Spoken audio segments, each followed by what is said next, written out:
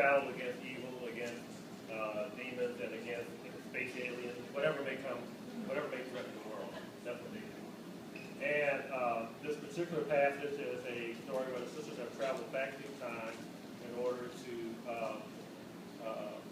take on a mission that will set up things in the future.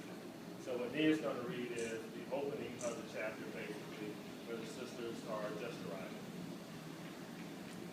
One by one, 4 black horses exploded out of nothingness into the white, pristine snowfall of a Scandinavian winter night.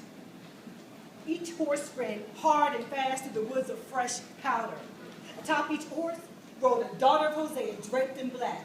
Each rider rode with such purpose that no words were needed. Each knew her destination.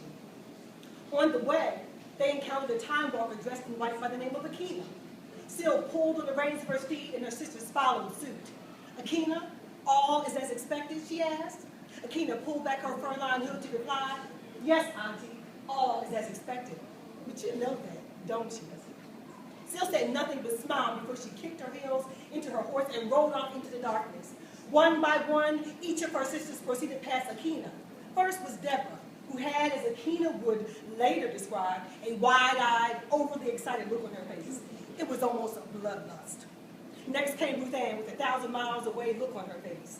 And bringing up the rear was Sarah, with her ever-present sunglasses firmly in place. She rode past Akina, flashing her trademark irrepressible smile. Sarah's opponents hated that smile and longed to wipe it off her face. The sisters followed Syl through the woods and towards the castle on the northern bay. They rode hard and fast through the woods as a winter's full moon illuminated their path. As the sisters broke through the tree line, a castle and the wall that surrounded it were plainly in sight. They rode towards the guard tower along the outer wall. Nordic soldiers lined the top of the wall in a heightened state of awareness. As the sisters approached, a gate in the wall swung open, and they passed through on their shiny black horses. Syl led them up the central corridor toward the castle beyond. The residents in the courtyard gasped as the 4 hooded riders proceeded, escorted by guards on horseback. The ladies quickly dismounted in front of the castle and walked briskly towards the large wooden front doors. One of the guards barked out a command, and once again, a set of doors swung open for the women, this time into a grand hall. The king and his court were sitting in their assigned places at the end of the other hall. It was clear that the aunties were expected. The members of the court were adorned in their finest coats and pelts. A feast of 4 was laid out on the great dining table, but the sisters paid it no mind. It was an offering of sorts, but Syl and her sisters had no time for such things.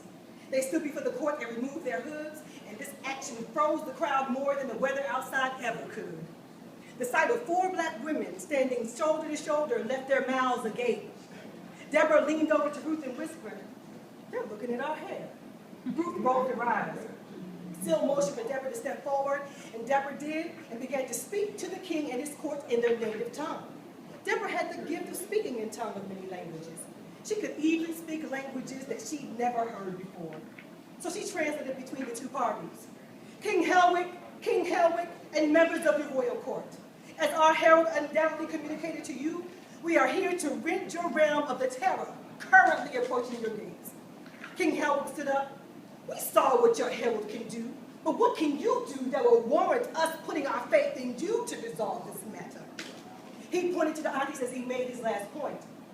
Syl nodded to Sarah. She removed her shades, which immediately revealed her glowing eyes. And then she gazed upon a large urn of water and unleashed a red-hot beam from those eyes that split the urn in half, spilling the water it contained onto the stone floor. Next, Ruth Ann stepped forward. She raised her hand in a single scooping motion, projected a blue shell which scooped up the remains of the broken and still smoldering urn into the air. The sphere hovered in the air, spinning slightly before launching, bursting upwards through the ceiling and into the sky. The entire court could see the blue ball accelerate towards and be right beyond it out of sight. Then, when all eyes landed on Deborah, she simply vanished. From the spot on the floor where she stood, a spring sprung up, sprouting water 30 feet into the air. The geyser began to rage, quickly filling the hall with water. Suddenly, water began to flow from the hall everywhere. Water flowed from every opening, including the windows, the cracks in the wall, and even the new hole in the ceiling. Members of the court scurried up the king's landing and onto the throne to escape the rising waters. Just as her audience began to panic, the water disappeared. And Deborah reappeared right where she had been when the phenomenon began, as though nothing had happened. Finally, Seal raised her staff, but before she could demonstrate anything, the king motioned towards her, vigorously shaking his head.